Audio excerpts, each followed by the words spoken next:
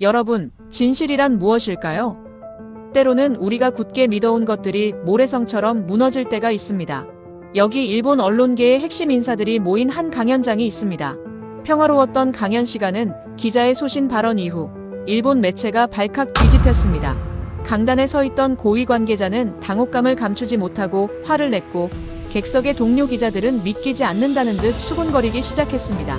도대체 무슨 발언을 했던 걸까요? 지금부터 일본의 한 평범한 기자가 마주한 불편한 진실에 관한 이야기를 들려드리겠습니다. 사연을 시작하기 전 여러분들의 구독과 좋아요는 영상 제작에 아주 큰 힘이 됩니다. 그럼 오늘의 사연 시작하겠습니다. 제 이름은 야마모토 사토라고 합니다. 일본의 중견 언론사에서 사회부 기자로 일하고 있죠. 저는 오늘 여러분께 조금은 불편하지만 결코 외면해서는 안 될 진실을 이야기하려고 합니다. 제가 기자 생활을 시작한 지도 벌써 20년이 훌쩍 넘었네요. 그동안 수많은 현장을 누비며 세상을 관찰해왔다고 자부했죠. 하지만 최근 제가 목격하고 있는 이 거대한 변화의 물결 앞에서는 저 역시 당혹감을 감추기 어려웠습니다.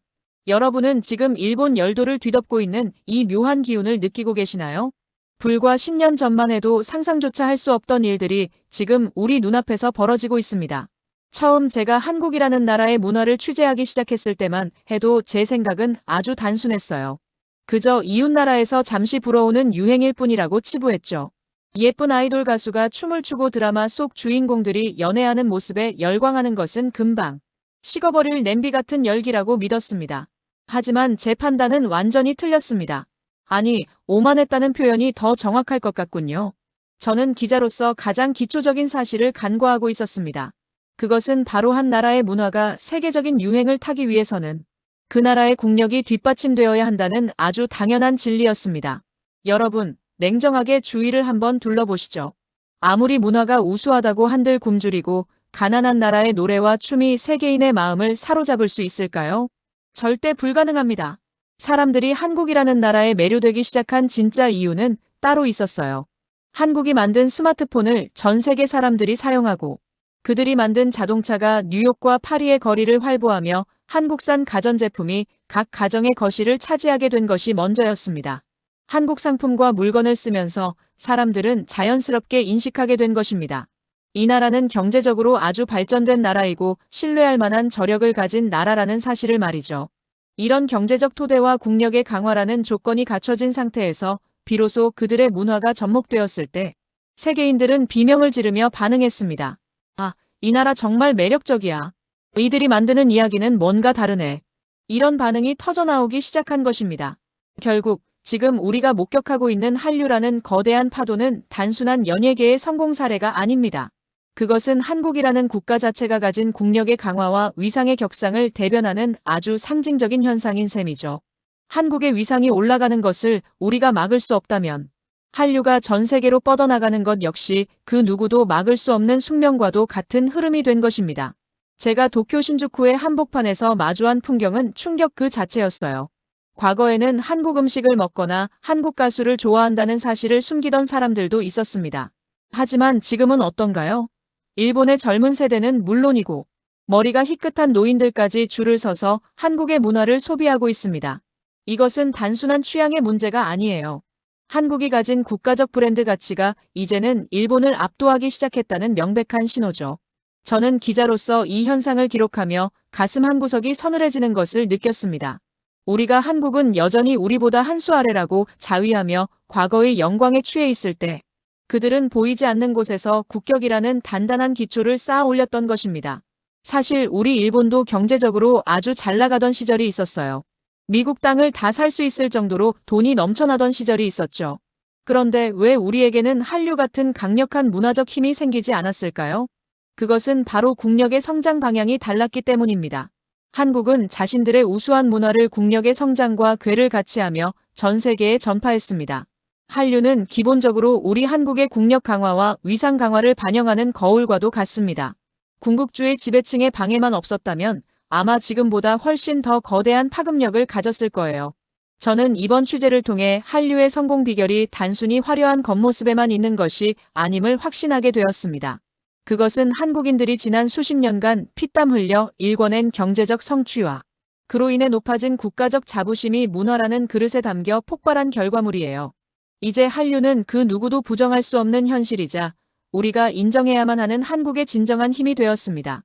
이 변화의 시작이 어디서부터 왔는지, 그리고 왜 우리 기성세대가 이토록 불안해하는지에 대한 이야기는 이제 시작일 뿐이에요. 한국이라는 나라는 이미 우리가 알던 그 작은 나라가 아닙니다. 그들은 이미 문화와 국력 모든 면에서 초강대국의 반열에 올라서고 있죠. 기자로서 제가 마주한 첫 번째 진실은 이것입니다. 한국의 문화적 승리는 우연히 얻어진 행운이 아니라 그들이 견고하게 쌓아 올린 국력의 결실이라는 점입니다. 그리고 이 파도는 이제 시작에 불과하다는 사실이 저를 더욱 긴장하게 만듭니다. 과연 우리 일본은 이 거대한 시대적 흐름 앞에서 언제까지 눈을 감고 있을 수 있을까요? 한국의 위상이 높아질수록 한류는 더욱 강해질 것이고 그것은 곧 세계의 중심이 이동하고 있음을 의미합니다. 저는 이 현상을 지켜보며 깊은 고민에 빠지지 않을 수 없었습니다. 도쿄의 중심가에서 조금 벗어난 조용한 주택가를 걷다 보면 가끔 믿기지 않는 풍경과 마주하곤 합니다. 최근 일본 언론을 뜨겁게 달구었던 한 기사가 있었죠. 바로 97살의 일본 할아버지가 매일 아침 책상에 앉아 한국어 단어를 외우고 문장을 공부한다는 소식이었습니다. 100세를 바라보는 노인이 왜 이제야 한국어를 배우는 걸까요? 저는 기자로서 그 할아버지를 직접 만나보고 싶었습니다. 그분을 통해 우리 일본의 기성세대가 가슴 깊숙한 곳에 숨기고 있는 차마 밖으로 내뱉지 못하는 복잡한 속내를 들여다볼 수 있을 것 같았거든요. 사실 우리 일본의 노인 세대에게 한국이라는 나라는 아주 이중적인 의미를 지니고 있습니다. 냉정하게 말해서 그들은 한국에 대해 뿌리 깊은 우월감을 가지고 살아온 세대입니다. 아니, 더 솔직하게 표현하자면 한국에 대해 혐오감이나 경멸감을 숨기지 않았던 세대라고 해도 과언이 아니죠. 제가 만난 많은 어르신은 여전히 그 시절의 기억 속에 살고 계십니다. 일본이 한국을 식민 지배했던 그 기억 말이에요. 너희는 한때 우리의 지배를 받던 민족이 아니었느냐는 그 오만한 기억이 그들의 머릿속을 지배하고 있는 셈이죠. 그뿐만이 아닙니다. 지금의 기성세대가 젊은 시절을 보냈던 때를 기억해 보십시오. 한국이 전쟁의 상처 속에서 가난하게 살아가고 있을 때 일본은 전 세계가 놀랄 정도의 경제 부흥을 성공시키며 세계 2위의 경제대국으로 발돋움했습니다. 그때 우리 일본인들은 한국을 어떻게 바라봤습니까? 아주 대놓고 깔보는 시선이 가득했죠. 경제적 동물이라 불리던 일본 사람들은 가난한 한국을 향해 우리에게 배워라. 우리 물건을 수입해라. 너희 텔레비전 프로그램은 맨날 우리 것을 베끼는 수준 아니냐며 비아냥거렸습니다. 그런 우월감이 수십 년간 일본 사회를 지탱해온 정신적 지주였던 셈입니다. 그런데 지금 그 견고했던 우월감이 뿌리째 흔들리고 있습니다. 아니, 이미 상실되기 시작했다고 보는 게 맞겠네요. 한국의 국력이 급상승하고 한류가 세계를 휩쓰는 모습을 보면서 이제는 일본의 나이 많은 세대들도 더 이상 과거의 인식에만 얽매여 한국을 평가할 수 없는 상황이 된 것입니다. 97살의 할아버지가 한국어를 배우는 현상은 단순히 취미 생활이 아닙니다. 평생을 한국보다 우위에 있다고 믿으며 살아온 그들에게 이제는 한국을 알아야만 하고 한국의 매력을 인정할 수밖에 없는 시대가 왔다는 것을 상징적으로 보여주는 사건입니다. 물론 모든 노인이 한순간에 태도를 바꾼 것은 아니에요. 여전히 고집스럽게 한국을 무시하려는 분들도 많죠. 하지만 분명한 것은 그들의 단단했던 벽에 균열이 가기 시작했다는 사실입니다. 일본의 젊은 세대부터 시작해서 이제는 노인 세대까지 한국에 대한 인식이 점차 좋아지고 있는 것은 부정할 수 없는 현실입니다. 예전 같았으면 상상도 못할 일이 도처에서 일어나고 있어요. 한국 드라마를 보며 눈물을 흘리고 한국 노래를 흥얼거리는 일본 노인들의 모습이 더 이상 낯선 풍경이 아니게 되었습니다. 이러한 변화는 우리 일본인들에게 상당한 충격이에요. 왜냐하면 우리가 수십 년간 믿어왔던 위계 질서가 완전히 뒤집혔다는 뜻이기 때문입니다. 사실 역사적으로 보면 우리는 아주 긴 시간 동안 한국으로부터 문화를 전수받던 민족이었습니다. 한국인이 아니었다면 일본의 문명화 자체가 불가능했을 것이라는 학설이 있을 정도니까요. 아주 먼 옛날 일본인이 미개하게 게다짝을 질질 끌고 다닐 때 한국은 이미 상당한 수준의 문명 국가로서 품격 있는 생활을 하던 민족이었습니다. 조선시대의 통신사가 일본에 왔을 때 일본인들이 받았던 충격은 현대의 한국인이 미국에 처음 가서 느꼈을 법한 거대한 충격과 같았을 겁니다. 당시 일본인들은 한국을 진심으로 우러러보았습니다. 오죽하면 한국에 가면 요강이라도 훔쳐와야 한다는 말이 있었겠습니까? 그만큼 한국의 모든 것이 일본인들에게는 동경의 대상이었고 선진 문물이었습니다. 그런데 이런 역사가 역전된 것은 메이지 유신 이후 고작 100년 남짓한 시간뿐입니다. 서구의 기술을 먼저 받아들여 총과 대포를 만들고 힘을 키운 일본이 그 힘으로 스승의 나라를 점령했던 것이죠. 그 짧은 100년의 기억이 일본인들에게 한국은 식민 지배 대상이자 열등한 민족이라는 착각을 심어준 것입니다. 하지만 이제 그 짧았던 착각의 시간이 끝나가고 있습니다. 한국의 국력이 급격히 성장하면서 일본인들의 머릿속에 박혀있던 그릇된 인식이 깨지고 있는 것이죠. 원래 아주 높게 보다가 잠시 바닥을 쳤던 인식이 다시 예전의 자리로 상승하고 있는 과정이라고 저는 분석했어요. 일본인들이 한국에 대해 우호적인 인식을 가질 수밖에 없는 근본적인 이유가 있습니다. 그것은 바로 한국이 역사적으로 일본에 단 한 번도 적대적인 행동을 하거나 해를 끼친 적이 없다는 사실입니다. 역사책을 아무리 뒤져보십시오. 한국이 일본을 침략해서 사람을 죽인 적이 있습니까? 아니면 우리에게 조공을 바치라고 수탈한 적이 있습니까? 오히려 우리는 그들로부터 문화를 배우고 도움을 받았습니다. 외구가 쳐들어와 노략질할 때나 한 번씩 혼내줬을 뿐 일반적인 일본인에게 해를 끼친 역사가 전혀 없다는 말이에요. 즉, 일본 사람이 한국을 미워할 근거 자체가 역사적으로 존재하지 않습니다. 여기에 한국의 눈부신 발전이 더해지니 과거에 가졌던 일시적인 우월감은 더 이상 버틸 힘을 잃게 된 것이죠. 이제 1인당 GDP마저 한국이 앞서 나가는 상황에서 우리가 무슨 염치로 그들을 깔볼 수 있겠습니까? 저는 이 현상을 기록하며 한 시대의 종말을 느낍니다. 우리가 스스로 최고라고 믿으며 이웃을 내려다보던 오만한 시대 말이에요. 이제 일본은 한국이라는 나라를 동등한 동반자, 혹은 우리가 다시 배워야 할 대상으로 받아들여야 하는 시점에 서 있습니다. 97살 할아버지가 떨리는 손으로 한국어 자음과 모음을 적어 내려가는 모습은 어쩌면 우리 일본이 나아가야 할 새로운 길을 미리 보여주는 것인지도 모르겠습니다. 제가 취재 현장에서 가장 많이 듣는 질문 중 하나가 뭔지 아십니까? 사토씨, 도대체 왜 일본인들은 한국을 그토록 미워하는 건가요? 저는 이 질문을 받을 때마다 잠시 숨을 고르곤 합니다. 그리고 아주 단호하게 대답하죠. 사실 평범한 일본인들에게는 한국을 미워할 논리적인 이유가 단 하나도 없습니다. 라고 말이죠. 이것은 제 개인적인 감정이 아니라 역사를 취재하고 현재의 지표를 분석하는 기자의 눈으로 바라본 차가운 결론입니다. 여러분, 우리 한번 냉정하게 역사를 뒤져봅시다. 아주 먼 옛날부터 지금까지 한국이 우리 일본에게 먼저 적대적인 행동을 하거나 실질적인 해를 끼친 적이 단 한 번이라도 있었습니까? 아무리 뒤져봐도 찾을 수 없을 겁니다. 그들은 우리를 쳐들어와 사람을 죽인 적도 없고 우리에게 굴욕적인 조공을 요구하며 경제적 수탈을 일삼은 적도 없습니다. 오히려 우리가 문명의 눈을 뜨지 못했을 때 끊임없이 도움의 손길을 내밀어 문화를 전파해 주었던 고마운 이웃이었습니다. 외구가 우리 바다에서 노략질을 일삼아 골치를 썩일 때나 따끔하게 혼쭐을 내줬을 뿐 일반적인 일본 국민들에게 해를 입힌 역사는 전무합니다. 즉, 감정적으로든 이성적으로든 일본인이 한국을 미워해야 할 근거는 아예 존재하지 않는다는 뜻입니다. 그런데 왜 그동안 우리는 한국을 깔보고 미워하는 정서를 당연하게 여겨왔을까요? 그것은 바로 우리가 가졌던 그 일시적인 우월감 때문이었습니다. 일본이 경제성장에 성공해 세계대국으로 군림하던 시절, 가난한 한국을 보며 가졌던 그 오만한 시선 말입니다.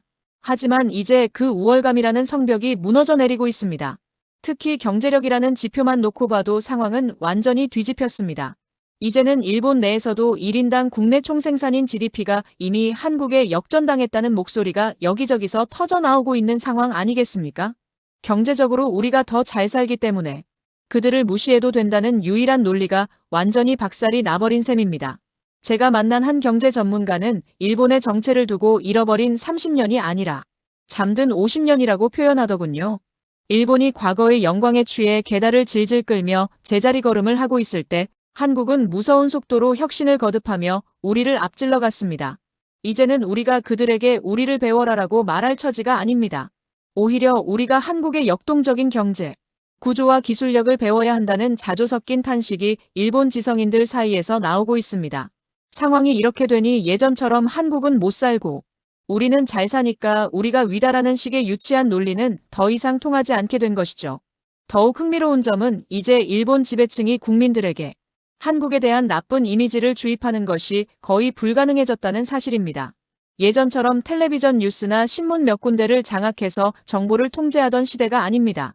지금은 인터넷 시대이고 정보통신 기술이 고도로 발달한 시대입니다. 넷플릭스만 켜도 세련된 한국 드라마가 화면을 가득 채우고 유튜브에는 한국의 진짜 모습을 보여주는 영상이 넘쳐납니다.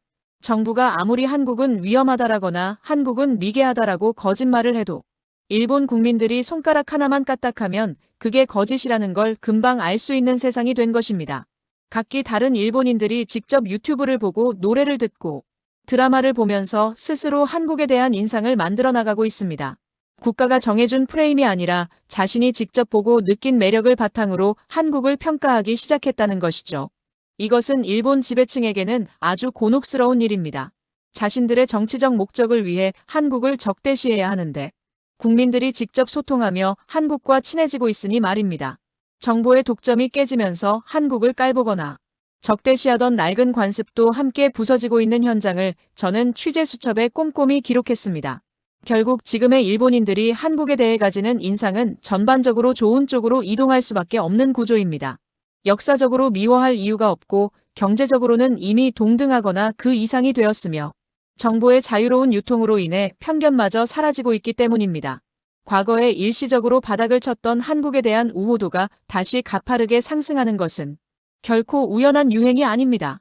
그것은 진실이 가려져 있던 안개가 걷히고 원래 있어야 할 올바른 자리로 돌아가는 지극히 논리적인 귀결입니다. 저는 도쿄 시노쿠보 거리를 지나며 활짝 웃고 있는 일본 젊은이들을 봤어요. 그들은 기성세대가 강요하는 미움의 역사를 거부하고 자신들의 감각으로 한국을 받아들이고 있습니다. 이제 일본은 인정해야 합니다. 한국을 미워하는 것이 얼마나 명분 없는 일이며 그들을 무시하는 것이 얼마나 시대착오적인 행동인지를 말이죠. 국력의 역전은 이미 일어났고 마음의 역전 또한 시작되었습니다. 기자로서 제가 취재를 거듭하며 마주한 가장 추악한 진실은 일본 지배층이 한국을 미워하는 것이 단순한 감정의 문제가 아니라 철저하게 계산된 정치적 동기에 의한 것이라는 사실입니다. 여러분은 한 번쯤 의문을 가져보셨을 겁니다. 왜 젊은 세대들은 한국 문화에 열광하는데 유독 정계의 고위층이나 이른바 엘리트라고 불리는 사람들은 TV에 나와 독서를 내뱉으며 한국을 깎아내리지 못해 안달일까요? 제가 그들의 은밀한 회의실 안쪽에서 흘러나오는 목소리를 추적해본 결과 그곳에는 일본을 다시 전쟁이 가능한 나라로 만들려는 군국주의의 망령이 도사리고 있었습니다. 이른바 일본의 고위층이라 불리는 군국주의 세력에게는 한국을 반드시 싫어해야만 하는 명백한 이유가 있습니다. 역사를 잠시 되짚어볼까요? 근대화에 성공한 일본이 제국주의 국가로 발돋움하며 가장 먼저 내세웠던 이론이 무엇인지 기억하시나요? 바로 한국을 정벌해야 한다는 정한론이었습니다. 이것이 일본 군국주의의 기초 이론입니다. 그런데 여러분, 상식적으로 생각해 보십시오. 좋아하는 나라를 어떻게 침략하고 식민지로 삼을 수 있겠습니까? 군국주의자들에게 한국인은 반드시 싫어해야 할 대상이어야 하며 나아가 우리보다 열등한 민족으로 묘사되어야만 합니다. 그래야만 그들을 지배하고 수탈하는 행위에 정당성이 부여되기 때문입니다. 놀라운 사실은 지금의 일본 지배층 역시 그 시대의 사고방식에서 단 한 발자국도 벗어나지 못했다는 점입니다. 그들은 지금도 일본의 군국주의와의 박차를 가하고 있습니다. 만약 일본 국민이 한국에 대해 우호적인 감정을 가지게 된다면 그들이 추진하는 정치적 야욕은 무너지고 맙니다. 한국과 사이가 너무 좋으면 어떻게 독도를 뺏겠다는 억지를 부릴 수 있겠으며 어떻게 이웃나라를 위협하며 군비를 증강할 수 있겠습니까? 따라서 일본의 지배층은 의도적으로라도 혐한 정서를 조성하고 끊임없이 갈등을 만들어내야만 하는 운명인 셈입니다. 그것이 그들이 권력을 유지하는 방식이자 일본을 과거의 영광으로 되돌리려는 위험한 도박의 핵심입니다. 하지만 여기서 아주 흥미로운 지점이 발생합니다. 바로 일본의 젊은 세대들입니다. 이들은 지배층의 그런 정치적 야망에 현혹될 동기가 전혀 없습니다. 기성세대와 달리 젊은이들은 한국의 눈부신 국력 상승을 눈으로 직접 목격하며 자라온 세대입니다. 그들에게 한국은 축구도 잘하고 노래도 기가 막히게 잘하며 드라마는 세계에서 제일 재밌게 만드는 나라일 뿐입니다.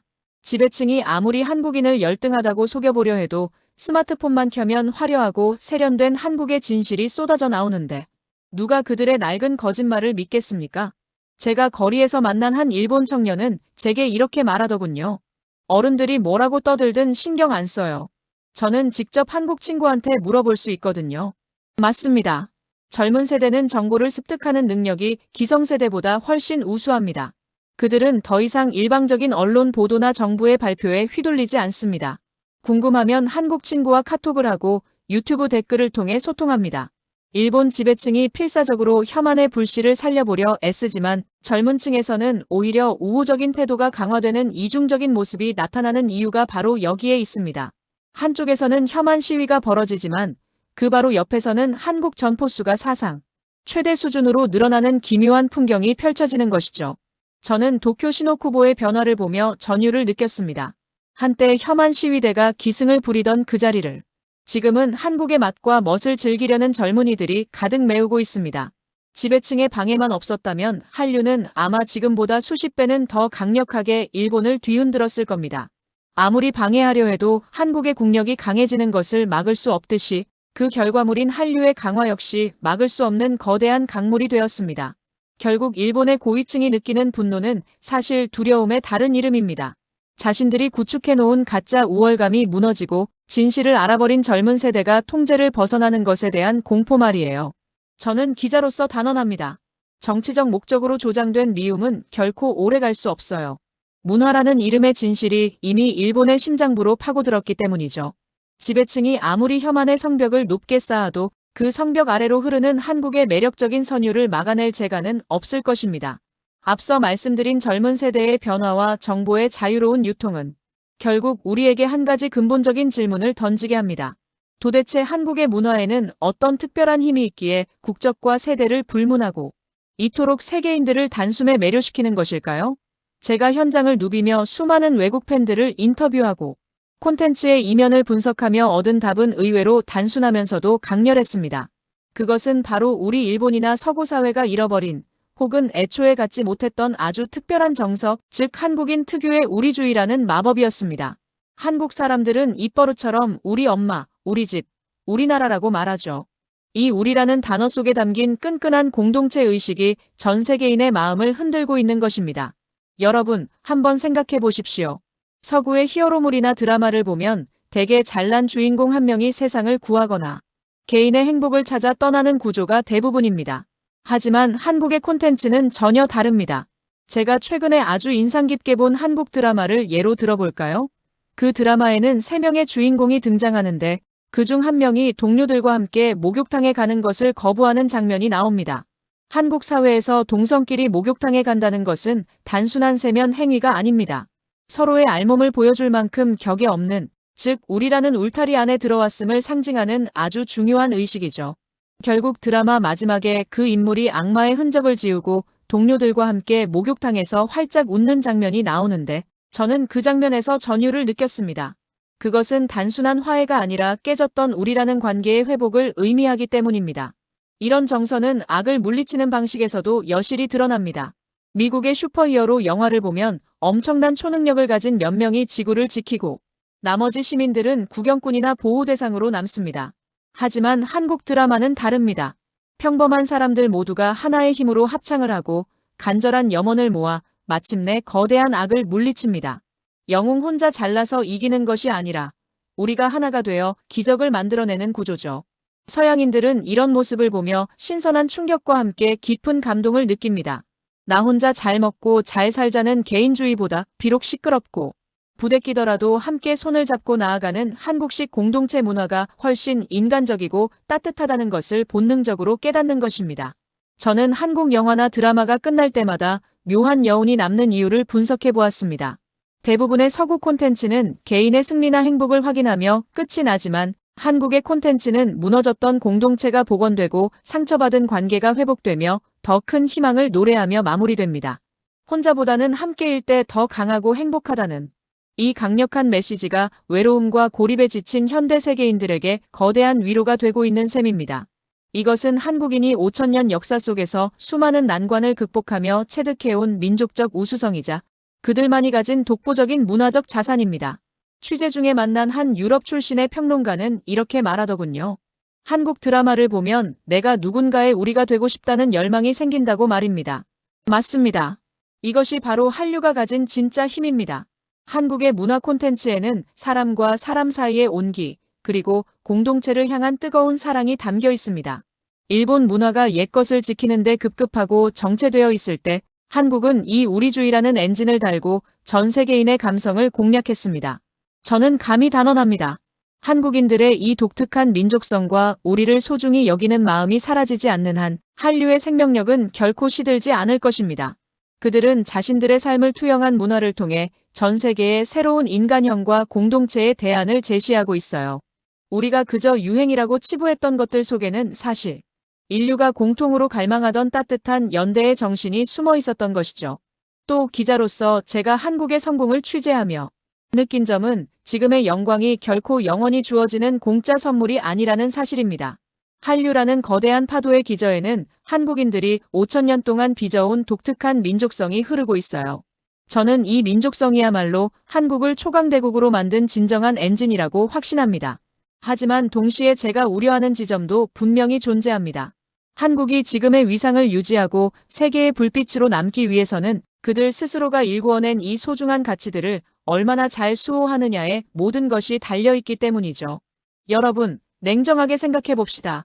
만약 한국인들이 자신들만의 고유한 민족성을 상실하고 완전히 미국화되거나 일본화되어 버린다면 어떻게 될까요? 옆나라 사람들과 별반 다를 바 없는 사고방식을 가진 민족이 된다면 지금 세계를 매료시키고 있는 한국 문화의 특색은 순식간에 사라지고 말 겁니다. 한류 열풍은 그 즉시 사그라들겠죠. 결국 한류의 미래는 한국이 자신의 뿌리를 얼마나 단단하게 지탱하느냐, 즉 그 우수한 민족성을 얼마나 더 강화하고 발전시키느냐에 좌우될 수밖에 없습니다. 또한 국력 상승의 문제도 간과할 수 없습니다. 제가 서두에서 말씀드렸듯이 한류는 국력의 반영입니다. 지금 한국 경제는 상당한 위기와 도전에 직면해 있는 것이 사실이죠. 제가 만난 한국의 경제 전문가들은 입을 모아 말합니다. 외부 세력에 의해 경제적 주권을 위협받거나 막대한 부를 약탈당하는 상황이 반복된다면 한국의 재건 동력은 약해질 수밖에 없다고 말입니다. 만약 한국이 주권을 제대로 수호하지 못하고 강대국들의 이해관계에 휘둘려 영토나 자원을 뺏기는 지경에 이른다면 우리가 사랑하는 한류는 그날로 끝이 날지도 모릅니다. 하지만 저는 한국인들의 저력을 믿습니다. 그들은 위기의 순간마다 주권을 수호하기 위해 하나로 뭉쳤던 역사를 가지고 있습니다. 만약 한국이 외세의 부정적인 영향으로부터 완전히 벗어나 당당한 독립국가로서의 자존심을 지키고 다극화되는 세계 정세 속에서 자신들만의 길을 개척해 나간다면 어떻게 될까요? 아마 한류는 지금과는 비교도 할 수 없을 만큼 폭발적으로 세계에 퍼져나갈 것입니다. 이것은 비단 문화의 문제가 아니라 한국가가 자신의 운명을 스스로 결정할 수 있는 힘을 가졌을 때 뿜어져 나오는 거대한 에너지의 문제입니다. 저는 기자로서 한국의 정권 교체나 정치적 변화에도 주목하고 있습니다. 어떤 방향을 선택하느냐에 따라 한국의 미래는 극명하게 갈릴 테니까요.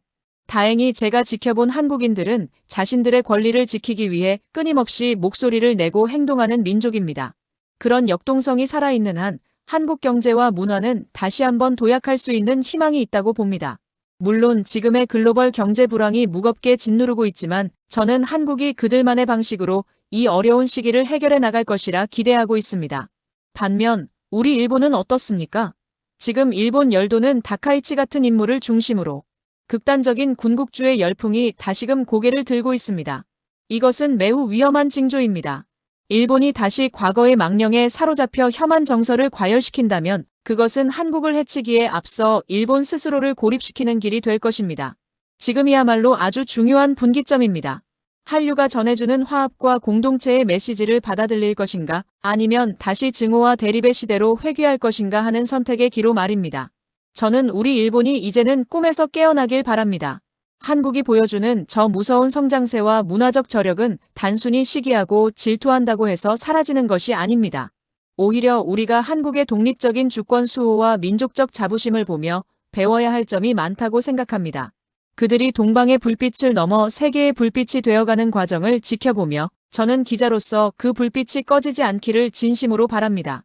그것이 결국 우리 아시아 전체, 나아가 세계를 더 따뜻하게 만드는 길이기 때문이죠. 제가 이번 기획 취재를 마무리하며 내린 결론은 아주 명확하고도 단호합니다. 아마 많은 일본 동료나 독자분들께서는 이 결론을 듣고 큰 충격을 받으시거나 혹은 거세게 반발하실지도 모르겠네요. 하지만 저는 사실을 전달해야 하는 기자의 사명을 걸고 감히 단언하고 싶습니다. 당분간 아니 아마 아주 오랫동안 일본이 문화적으로 한국을 뛰어넘는 날은 오지 않을 것입니다. 누군가는 100세기가 지나면 모를까 지금의 구조로서는 도저히 불가능한 일이죠. 제가 왜 이렇게까지 확신에 차서 말씀드리는지 그 이유를 하나씩 짚어보겠습니다. 우선 역사를 돌이켜보았을 때 일본은 문화적으로 한국보다 우수했던 적이 단 한 번도 없었습니다. 우리가 식민 지배를 했던 시기조차도 우리는 힘이 셌던 것이지 문화가 우수했던 것은 아닙니다. 총과 대포를 앞세운 무력이 우리를 위로 올렸을 뿐 정신적인 가치나 문화적 깊이에서 우리가 앞섰던 적은 없습니다. 심지어 우리가 고도로 경제 성장을 하던 시기에도 우리의 문화는 독창적인 것이라기보다는 미국화된 일본의 문화에 불과했습니다. 즉 한국이 일본의 문화적으로 뒤처졌던 것은 긴 역사 속에서 아주 짧은 우여곡절이었을 뿐 이제야 한국이 원래의 제자리를 찾은 것뿐이라는 말입니다.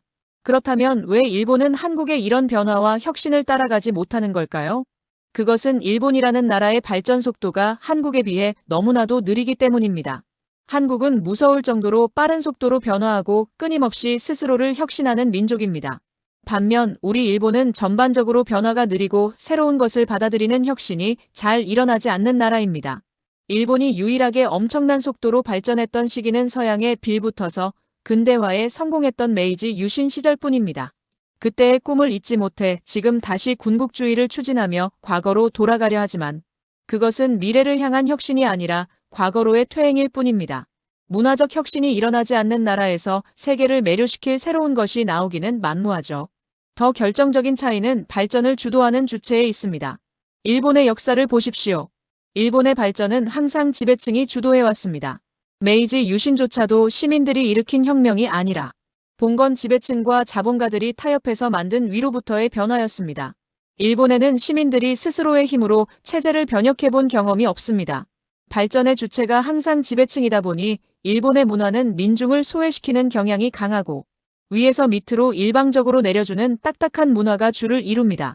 이것이 일본의 발전을 더디게 하고 문화를 낙후되게 만드는 근본적인 원인입니다. 하지만 한국은 정반대입니다. 한국 발전의 주체는 항상 백성들이었고 국민들이었습니다. 그들은 스스로의 힘으로 민주주의를 쟁취했고 경제를 일구었으며 그 역동적인 에너지 속에서 문화를 꽃피웠습니다. 아래에서부터 솟구쳐 오르는 민초들의 힘이 문화의 원천이 되다 보니 그 생명력이 차원이 다를 수밖에 없는 것이죠. 지배층이 만들어낸 인위적인 문화와 국민들이 직접 만들어낸 생생한 문화 중 무엇이 더 세계인의 가슴을 울리겠습니까? 답은 너무나도 자명합니다. 무엇보다 큰 문제는 지금 일본이 선택한 길이 미래를 망치는 길이라는 점입니다. 만약 일본이 과거의 역사를 진심으로 반성하고 이제는 착하고 평화롭게 살아보자며 새로운 길을 모색했다면 미래가 있었을지도 모릅니다. 하지만 일본은 지금 어떠합니까? 과거 제국주의 시절의 영광을 꿈꾸며 다시 군국주의로 나아가고 있습니다. 과거의 망령에 사로잡혀 미래를 외면하는 나라에 어떤 희망이 있겠습니까? 혐한을 조장하고 이웃을 적대시하며 스스로 고립을 자초하는 일본의 미래는 어두울 수밖에 없습니다. 취재를 마치고 돌아오는 길에 저는 다시 한번 확신했습니다. 스스로 주인이 되어 변화를 만들어가는 한국의 국민들과 그들이 빚어낸 따뜻한 우리주의의 문화는 앞으로도 오랫동안 세계의 불빛이 될 것입니다. 우리 일본이 이 명백한 진실을 인정하고 과거의 오만함에서 벗어나지 못한다면 우리는 영원히 한국의 뒷모습만을 바라보게 될지도 모릅니다. 초강대국이 된 한국과 그들의 문화에 열광하는 세계를 보며 이제는 우리 일본도 진정한 성찰을 시작해야 할 때입니다.